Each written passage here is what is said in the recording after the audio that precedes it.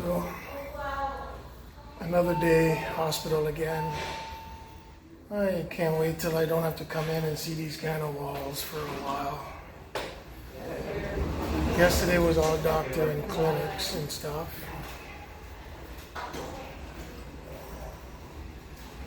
Today, Sarah and I both had appointments. What we do now is we try to book our appointments on the same day.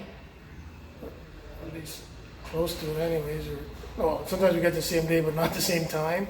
So it just kind of doubles waiting time, double everything. But at least, because if I come out, she's got to come. Somebody's got to come with me anyways for the next little while until I can maneuver myself around some of the obstacles and challenges that people in wheelchairs have in this city. So, and then it's easy for her too. Because we take the wheel trans together, so it's cheaper too. That don't have to pay for parking and all that and stuff. So, but yeah, just I don't know. Today's one of those days where, and I was actually really trying to start making videos as often again. But some days it's like, I don't just want to press record and say what a shitty day I'm having. Obviously I'm having more shitty days than good days. I hope you can hear properly. I don't have the microphone on, the little mic. So yeah, just like, I don't know, man. It's just some days I get up and it's like, there's so much stuff I want to do. I feel like I have to do. Like, I like taking care of my grass, and there's certain things I like to do. I like to do it a certain way. You know, I looked at it today. It's all scraggly looking spots. I didn't put any seeds down, no fertilizer down. And it's not that I don't want to do it. I want to do all that stuff, and it's difficult because it's like I can't just run from the garage and grab the fertilizer, put it in the bin, and then yeah, I couldn't push it around anyways to drop the seeds or the fertilizer. I only put the Scotch slow growth stuff. I don't use any stuff to kill weeds or anything. My grass usually doesn't get weeds. I'm pretty proud of that because I take care of it.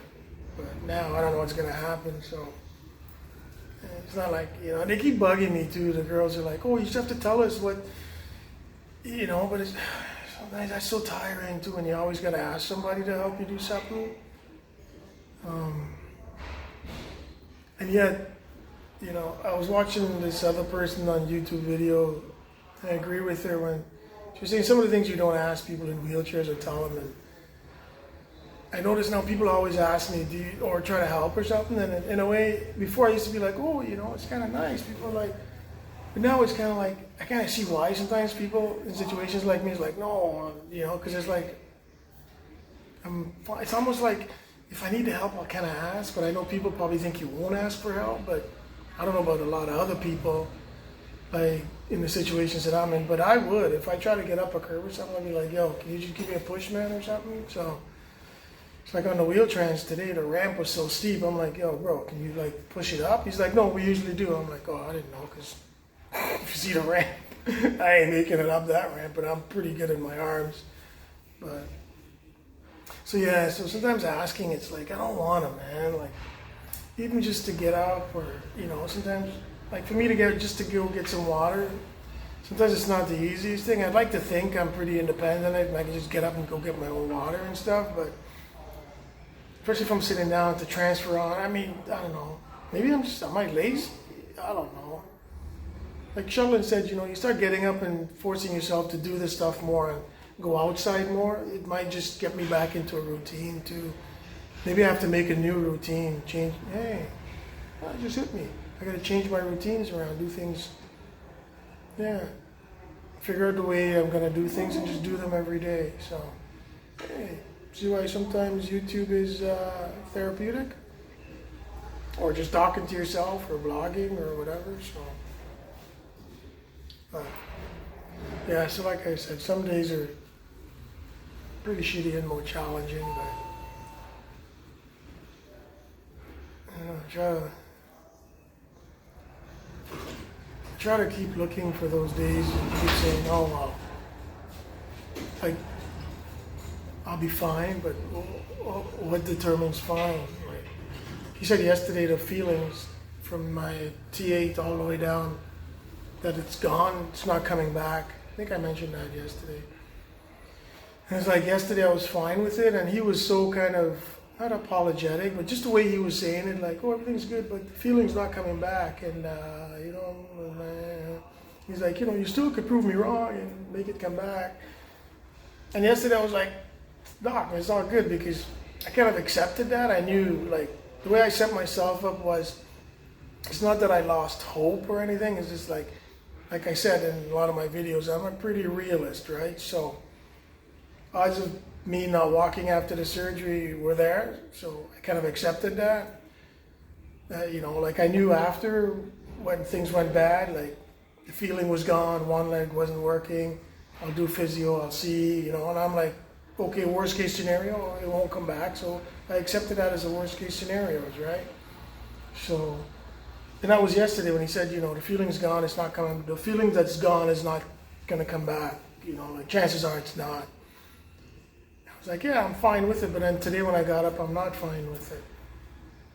I'm not, because it's like, it's hard to describe. It's not like if your foot's broken, it'll heal, and you're like, oh, in 6 months, or, you got a bad hip, or any, I don't want to compare it to that, because I don't, so I really shouldn't say that. But even with those things, it's like, oh, you get it fixed. Fixed means you should be okay after, right? So there's certain things when they tell me now it's not coming back, I'm like, kind of bothers me some days, but it's like I remember when I first lost my bladder, and it's like sometimes not having something that you had or have, or I don't know, it's like a detachment, a loss.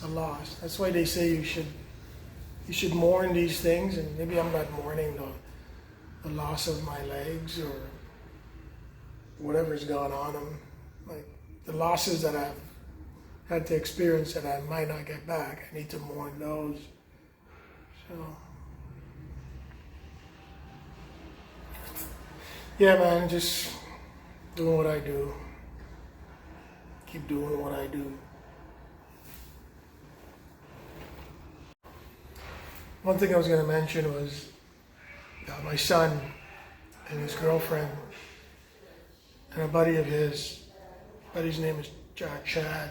Solid kid. I knew him when he was really small, really young. They put together a supercomputer. They used some of their own parts and donated their own parts and stuff. Built me a computer because they know I like airplanes and flying on the sim and stuff. So they built me a computer so I can use the sim when I'm at home now. And there's a level of appreciation for that that's like, sometimes I can't articulate or really put out there how much I appreciate some of the stuff that some people have done for me. Like I said, some of the stuff and the people to GoFundMe, it's like, just makes me, I don't know. The appreciation is so much that I don't even know how to say it, or, Like my roses are starting to bud in the front. I said to Sarah today, you okay if I think I cut roses for all the people that and send it to them? Is that okay? It's 2023. I should be able to do that now. It should be all right. But yeah, I appreciate it so much that I don't think I can ever express to them how much. I can try. And it's like Saturday or Sunday, I think it was.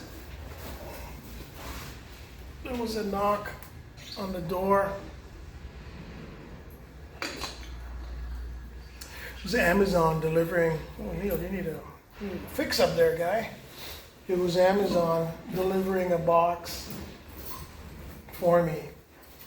Like Amazon for me. And there was a box of the insured drinks that I'm supposed to be drinking.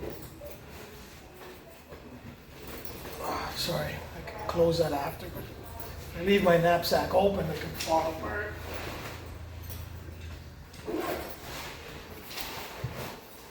It can fall and I can lose stuff. So yeah, Sheldon just, orders me the boxes. They keep showing up all the time.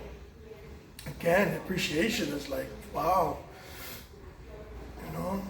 To him it's probably not a big deal, but to me it's like huge.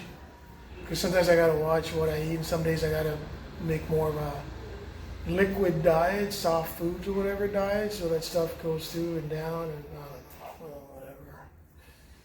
So not every day I can eat solid foods and stuff. I know when it's starting to happen. I can tell now. And we all don't want to see me go through that again. Because, Neil was screaming loud. So yeah, I was just sitting here waiting for Sarah. She's in her appointment and just being in this environment, the walls, the elevators, the announcements, you hear them, the people in the halls. It's just like hospital PTSD. No, I shouldn't say that. Shouldn't be making light of PTSD. That's some serious shit. But yeah, to be honest, I didn't want to be alone, so sitting here talking makes me feel like I'm not alone. It's either that or watch YouTube. Sometimes watching YouTube gets me down anyway, so. Unless you're watching good stuff, like One Tough Mother. And Neil isn't crying and making at the bottom too. himself look ugly. There's more items. Anyhow, that's it for now. Chin up. There? I didn't know. Wait, what do you mean? Oh, yeah. So we're just leaving the hospital, and I heard this voice behind me. I look to see who it is. I think there's a kid in the back of the wheel trans. I'm locked and secure, but there's some kid back there. Oh, my life.